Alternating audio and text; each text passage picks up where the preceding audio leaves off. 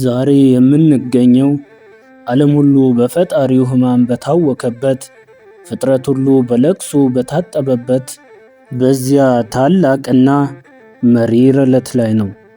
ዕለተ ዓርብ።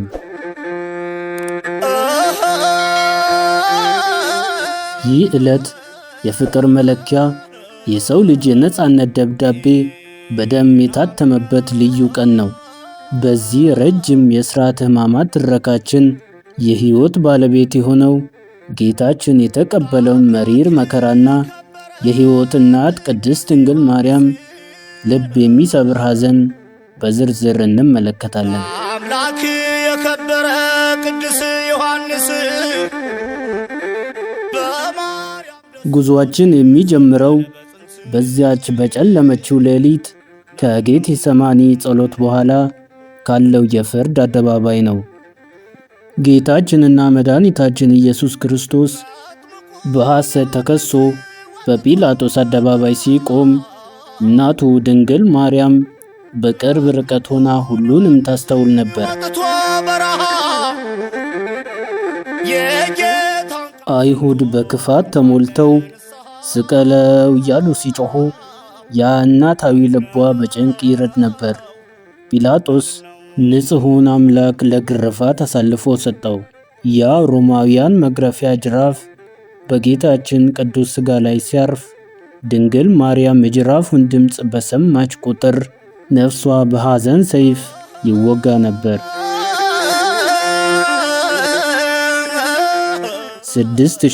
6666 ጊዜ ግርፋት። እያንዳንዱ ግርፋት ሥጋውን ሲበጣጥሰው፣ እናቱ ግን ልጄ ሆይ ምን በደል? ለዓለም ብርሃን የሆኑ ዓይኖች በደም ሲታጠቡ ማየት እንዴት ይቻለኛል? እያለች በመሪር እንባ ታለቅስ ነበር። ከግርፋቱ በኋላ አይሁድ በፌዝ መጎናጸፊያ ያለበሱት፣ የእሾህ አክሊል በራሱ ላይ ደፉት። ያ እሾህ ወደ ቅዱስ ጭንቅላቱ ሰርጎ በመግባቱ ደሙ በፊቱ ላይ እንዲወርድ አደረገ። በጥፊ መቱት፣ ምራቅ ተፉበት፣ በዘንግም ራሱን መቱት። እርሱ ግን ስለኛ ፍቅር ሲል እንደ በግ በሸላቾች ፊት ዝም አለ። እመቤታችን ልጇን በዚያ ሁኔታ ስታየው፣ ፊቱ በደም ተሸፍኖ ስታስተውለው እናታዊ አንጀቷ በሐዘን ተቃጠለ። ልጄ ሆይ በሕፃንነት የታቀፉ እጆቼ ዛሬ ለምን ሊረዱ አልቻሉም? እያለች በመከራው መንገድ ስትከተለው ነፍሷ ተጨነቀች።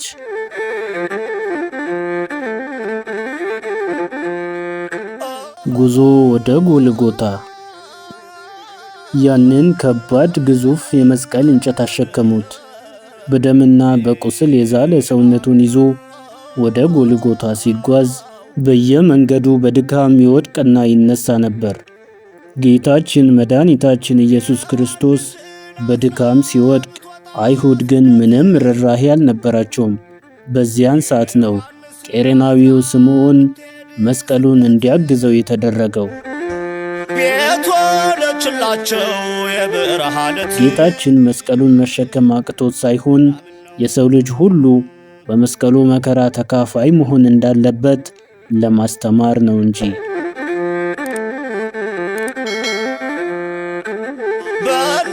ስምዖን መስቀሉን ሲሸከም በእግዚአብሔር ፊት የታደለ ሰው ሆነ። እኛም ዛሬ ስለ ስሙ መከራዎችን በደስታ ብንቀበል የክርስቶስ መስቀል የመሸከም ክብር ይኖረናል። ጎልጎታ ሲደርሱ ልብሱን ገፈፉት።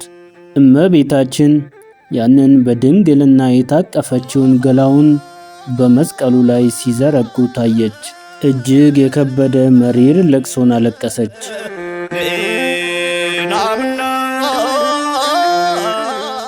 ሦስት ግዙፍ ችንካሮችን በእጆቹና በእግሮቹ ላይ ሲመቱ የችንካሩ ድምፅ በእናቱ ጆሮ ውስጥ እንደ ነጎድጓድ ያስተጋባ ነበር። ወዮልኝ ልጄ፣ የፈጠርካቸው እጆች ዛሬ በችንካር ሲወጉ ማየት እንዴት ይቻለኛል? እያለች በመስቀሉ ስር ስትወድቅና ስትነሳ ዓለም ሁሉ በሐዘን ተሞላ። አንበጣ እየበላ ናምን ነው። ጌታችን በመስቀል ላይ ሆኖ ተጠማው ሲል እናት ግን ውሃ እንኳ ልታቀብለው አልቻለችም። ይልቁንም መራራ ሐሞት ሲያጠጡት ስታይ ሐዘኗ ወሰን አጣ። መጥምቀ መለኮት የጸና በእምነት ጌታችን መድኃኒታችን ኢየሱስ ክርስቶስ በመስቀል ላይ ሆኖ 7 ታላላቅ ቃላትን ተናገረ። የመጀመሪያው አባቴ ሆይ የሚያደርጉትን አያውቁምና ይቅር በላቸው። ዓለም ሁሉ በጥላቻ ስትናወጥ እርሱ ግን የፍቅር አምላክ መሆኑን በይቅርታ አሳየ። ሁለተኛው ቃሉ እውነት እውነት እልሃለሁ ዛሬ ከኔ ጋር በገነት ትሆናለህ። ይህንን ቃል የተናገረው በቀኙ ለተሰቀለው ወንበዴ ነው። ወንበዴው በዛች የመጨረሻ ሰዓት በመንግሥት አስበኝ በማለቱ ገነትን አወረሰ። ንስሐ በማንኛውም ሰዓትና በየትኛውም ቦታ ቢሆን የሰውን ልጅ ከሲኦል አውጥቶ ገነት እንደሚያስገባ የሚያሳይ ታላቅ ተስፋ መሆኑን አብራራ።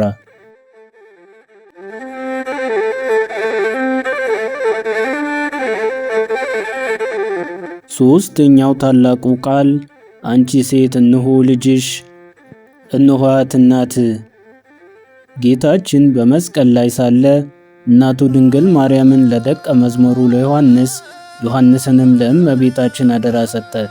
ዮሐንስ የሰው ልጅ ሁሉ ተወካይ ስለሆነ እመቤታችን የዓለም ሁሉ እናት እንድትሆን የተደረገበት ቃል ነው።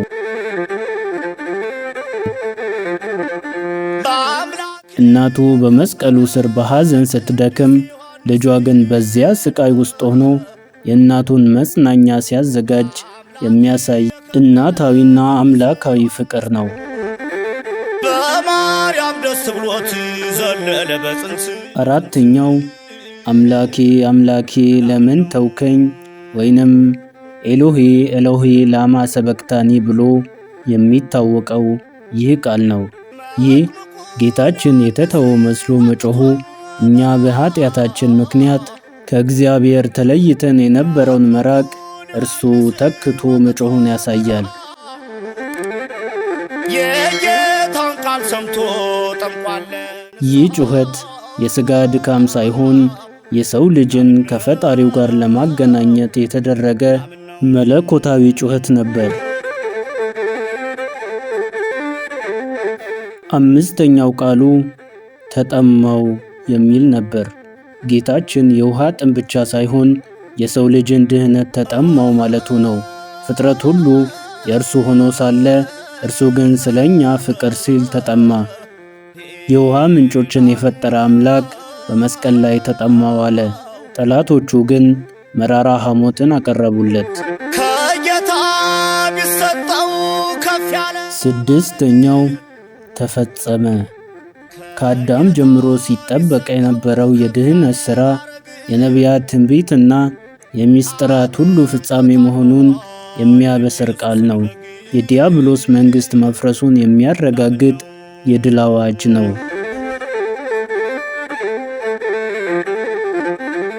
ሰባተኛውና የመጨረሻው ቃል አባቴ ሆይ ነፍሴን በእጅ አደራ እሰጣለሁ የሚል ነበር። ይህ የመጨረሻው ቃል ነው። ጌታችን ነፍሱን በፍቃዱ አሳልፎ ሰጠ። ሞትን በሞት ድል ለመንሳት ወደ መቃብር መውረዱን የሚያሳይ ነው። ፍጥረት ሁሉ በለቅሶ ዝም ባለበት ሰዓት የሕይወት ባለቤት ነፍሱን ሰጠ። ሞትን ድል ይነሳው ዘንድ ሞተ።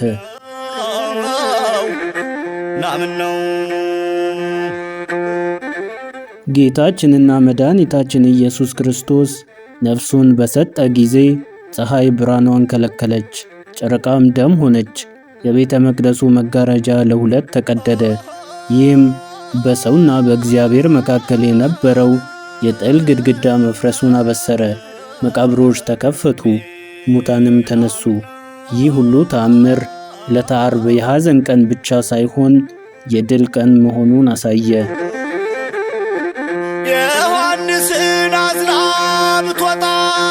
በመስቀሉ ላይ የተከፈለው ዋጋ ዛሬ እኛን ነፃ አውጥቶናል። ጌታችን በሞቱ ሞትን ገደለው። የትረካ አድማስ ቤተሰቦች የዕለተ ዓርብ ምስጢር የጌታችን መከራና የእመቤታችን የጽናት ምስጢር ነው። እኛም ይህንን ስናስብ በንስሐ ልንመለስና ያንን የተከፈለልን መሪር ዋጋ ልናስብ ይገባል። በእናቱ ዜና ዕረፍት ሲያለቅስ ካለፈው ሳምንት መሪር የሕማማትና የስቅለት ትረካ በኋላ ዛሬ ታላቁን የድል ዜና ይዘንላችሁ ቀርበናል። ሞት በሕይወት የተዋጠበት፣ መቃብር ባዶ የቀረበትና የሰው ልጅ ነፃነት የታወጀበት ታላቁ በዓል ትንሣኤ። ዛሬ በዚህ ረጅም ትረካችን ጌታችን በሦስተኛው ቀን ከመቃብር እንዴት እንደተነሳ ለቅዱሳት አንስትና ለደቀ መዛሙርቱ የታየባቸው አስገራሚ ምስጢራት በጥልቀት እንመለከታለን። ጌታችን መድኃኒታችን ኢየሱስ ክርስቶስ በመቃብር በነበረባቸው 3 መዓልትና 3 ሌሊት ዓለም በጭንቀት ተውጦ ነበር። አይሁድ ግን ያ አሳች በሕይወት ሳለ በሦስተኛው ቀን እነሳለሁ ብሏል በማለት መቃብሩን በ4 ጭፍሮች አስጠበቁት፣ በታላቅ ድንጋይም አሳተሙት። ነገር ግን ሕይወትን ሊያስሩት ብርሃንንም ሊቀብሩት አልቻሉም። እሁድ ሊነጋጋ ሲል ገና ጎህ ሳይቀድ ምድር በኃይል ተናወጠች። የሰማይ መላእክት በታላቅ ክብር ወረዱ። ያ የታተመው ድንጋይ ተንከባለለ። የመቃብሩ ጠባቂዎች ከድንጋጤ የተነሳ እንደ በድን ሆኑ። ጌታችን መድኃኒታችን ኢየሱስ ክርስቶስ መግነዝ ሳይፈታ መቃብሩ ሳይከፈት በታላቅ ኃይልና ሥልጣን ተነሳ። ሞትን በሞቱ ገደለው፣ መቃብርን ድል ነሳው።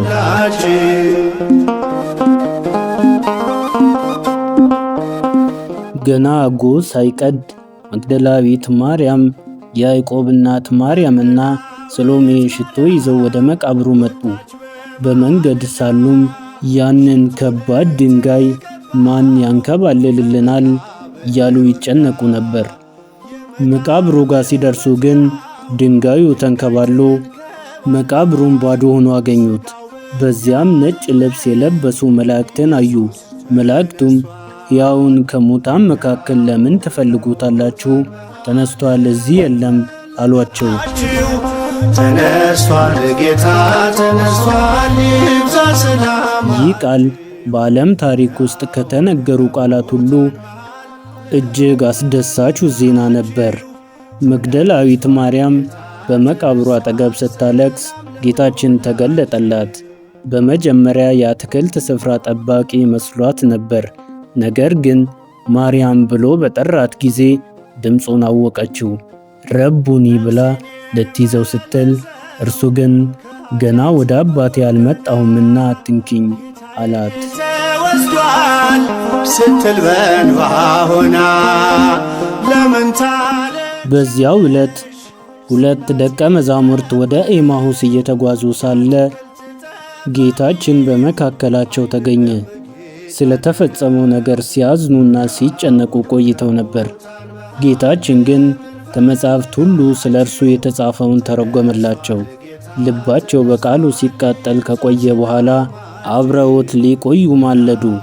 እንጀራውን አንስቶ በባረከውና በቆረሰው ጊዜ ዓይናቸው ተከፈተ፣ አወቁትም። እርሱ ግን ከዓይናቸው ተሰወረ። በመንገድ ላይ ሲነግረንና መጻሕፍትን ሲፈታልን ልባችን አይቃጠለም ነበርን? ተባባሉ። ወዲያውም ተነስተው ይህንን ድንቅ ዜና ለደቀ መዛሙርቱ ለመንገር ወደ ኢየሩሳሌም ተመለሱ። አትጠራጠሩ፣ ጴጥሮስም አትሂድ። ደቀ መዛሙርቱ ከአይሁድ ፍርሃት የተነሳ በሮች ተዘግተው ሳለ ጌታችን በመካከላቸው ቆመ። ሰላም ለእናንተ ይሁን አላቸው። እጆቹንና ጎኑንም አሳያቸው። ደቀ መዛሙርቱም ጌታን ባዩ ጊዜ ደስ አላቸው። ነገር ግን ቶማስ በዚያ ሰዓት አብሯቸው አልነበረም። ጌታን አየነው ባሉት ጊዜ በችንካሩ ምልክት እጄን ካላስገባው አላምንም አለ።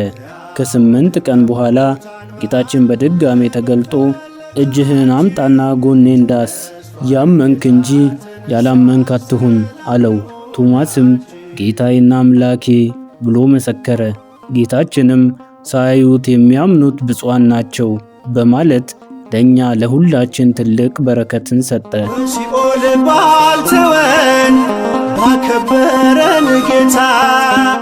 የክርስቶስ ትንሣኤ የታሪክ አጋጣሚ አይደለም። እርሱ ሞትን ድል ሲነሳ የሰው ልጅ ሁሉ ከሞትና ከጥፋት አረንቋ ወጣ። አዳም ከገነት ተባሮ ለብዙ ዘመናት በሲኦል በጨለማ የነበረው ኑሮ አከተመ። ሞት ድል ተነስቶ ነው ያው ከሞት። ትንሣኤ ማለት የጨለማ መሸነፍ፣ የብርሃን መንገስ ነው። ዛሬም በሕይወታችን ውስጥ የሚገጥሙን መከራዎችና ጭንቀቶች ሁሉ በትንሣኤው ብርሃን ይሸነፋሉ። መቃብር ሕይወትን ሊይዝ እንዳልቻለ ሁሉ የእኛም ተስፋ በክርስቶስ ትንሣኤ ያው ሆኖ ይኖራል።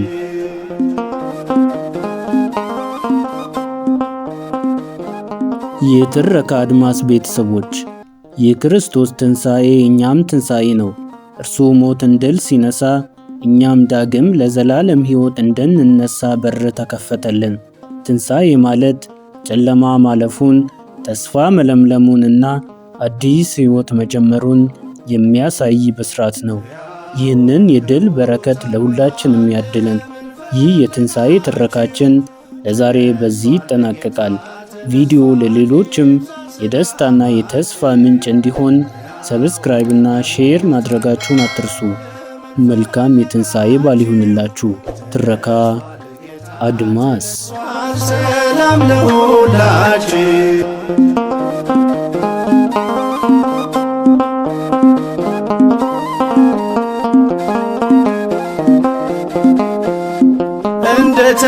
እንደተናገረው በገሊላ ሳለ በኃጢአተኞች እጅ በእንጨት ተሰቀለ። በሦስተኛውም ቀን ከሙታን ተነሳ። ሞትን አሸንፎ የይሁዳ አንበሳ